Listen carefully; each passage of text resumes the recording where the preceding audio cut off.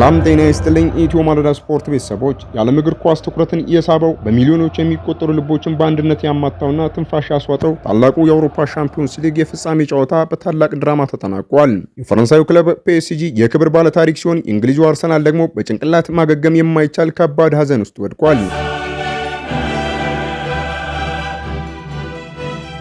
አዎ ፓሪስ ሰን ዠርመን በድጋሚ የአውሮፓ ንጉስ ሆኗል።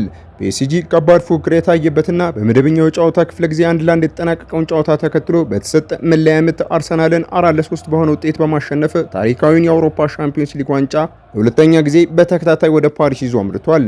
ከሪያል ማድሪድ ቀጥሎ ዋንጫውን በተከታታይ ዓመት በማንሳት ፒኤስጂ አዲሱ የአውሮፓ እግር ኳስ የበላይ መሆኑንም አስመስክሯል። የጨዋታው ታሪካዊ ሂደትና አስገራሚ እውነቶች። ጨዋታው ገና ከጅምሩ በሁለቱም በኩል ጥንቃቄና ጥቃት የተሞላበት ነበር። መድፈኞቹ የአውሮፓን ክብር ለመጀመሪያ ጊዜ ለመጨበጥ፣ ፓሪሳውያኑ ደግሞ ክብራቸውን አስጠብቆ ለማስቀጠል ጦርነት ገጥመዋል። መጀመሪያው ብልጭታ መድፈኞቹን መሪ ያደረገች ድንቅ ግብ ጀርመናዊ ኮከብ ካይ ሃቨርትዝ ከመረብ ማሳረፍ ሲችል ስቴዲየሙንም በደስታ አናወጠው። አርሰናል ወደ ታሪካዊ ዋንጫ የተቃረበ መስሎ ነበር። ሆኖም ግን የሉዊስ ኤንሪኬው ስብስብ በቀላሉ እጅ አልሰጠም። ፈጣኑ የክንፍ ተጫዋች ኦስማን ዴምቤሌ የፓሪስን ሕይወት የዘራች የአቻነት ግብ በፍጹም ቅጣት ምት አስቆጥሮ ጨዋታውን 1-1 አደረገ። መደበኛውም ሆነ በጭማሪ ደቂቃ ጨዋታው በዚህ ውጤት በመጠናቀቁ አሸናፊውን ለመለየት ወደ አስፈሪው መለያ ምት ተሻገረ። በመለያ ምት ወቅት የነርቭ ጦርነት በረታ።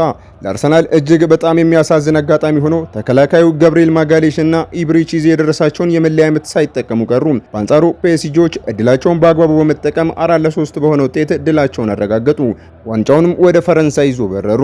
ከጨዋታው መጠናቀቅ በኋላ የሁለቱ ክለብ አሰልጣኞች ስሜታቸውን የገለጹ ሲሆን ድሉን በተከታታይ ያጣጣሙት የፒኤስጂው አሰልጣኝ ሉዊስ ኤንሪኬ በሚያንጸባርቅ ፈገግታ እንዲህ ብለዋል።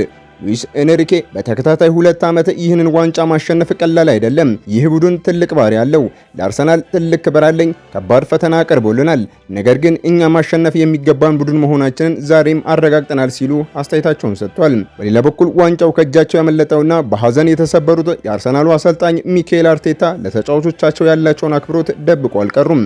ሚካኤል አርቴታ በውጤቱ እጅግ አዝነናል፣ ልባችን ተሰብሯል። መለያ ምት ሁልጊዜም የድል ጉዳይ ነው፣ ነገር ግን በተጫዋቾቼ እጅግ ኮርቻለሁ። እስከ መጨረሻው ሰከንድ ድረስ ተዋግተዋል። ይህ ለኛ መጨረሻ ሳይሆን ለቀጣዩ ትልቅ ስኬት መሪያችን ነው ሲሉ አስተያየታቸውን አጋርተዋል። ይህ ውድቀት አይደለም። የቀድሞ ኮከብ ቴሪ ሄነሪ ከጨዋታው በኋላ የአርሰናል ደጋፊዎችን ያጽናናና ትልቅ እግር ኳሳዊ እይታ አስተያየቱን የሰጠው የቀድሞ የመድፈኞቹ ታሪካዊ ኮከብ ቴሪ ሄነሪ ነበር። ሄነሪ ለአርሰናል ተጫዋቾችና ደጋፊዎች እንዲህ ሲል መልእክቱን አስተላልፏል። ቴሪ ሄነሪ ይህ ጨዋታ ለኛ ፍጹም ውድቀት አይደለም። አርሰናል ዘንድሮ እጅግ ድንቅና የሚደነቅ የውድድር ዘመን ነው እያሳለፈው። እዚህ የፍጻሜ መድረክ ላይ መድረስ ራሱ ትልቅ ስኬት ነው። የዘንድሮን የውድድር ዓመት ለአርሰናል በታሪኩ ምርጡ የውድድር ዓመት ነው ማለት እችላለሁ። ቡድኑ ወጣት ነው፣ ወደፊት ትልቅ ደረጃ ይደርሳል ሲል አስተያየቱን ሰጥቷል። አዎ የኢትዮ ማለዳ ስፖርት ቤተሰቦች፣ ፒኤስጂ የአውሮፓ አዲሱ ንጉስ ሆኖ ታሪክ ሲሰራ፣ አርሰናል ግን ለቀጣይ ዓመት ይበልጥ ጠንክሮ ለመምጣትና ትልቅ ትምህርት የወሰደበት ምሽት ሆኗል። እናንተስ በጨዋታ ላይ ምን ታዘባችሁ? አርሰናል ዋንጫውን ያጣው በአርቴታ ስህተት ነው ወይስ በድል? ፒኤስጂ በተከታታይ ማሸነፍ ይገባዋል? ሐሳባችሁን በኮሜንት መስጫው ላይ አስፍሩልን። ቪዲዮውን ላይክ እና ቻናላችን ሰብስክራይብ ማድረጋችሁን አትርሱ። ስለተከታተላችሁ እናመሰግናለን። ኢትዮ ማለዳ ስፖርት ነበር። ሰላም ይቆዩን።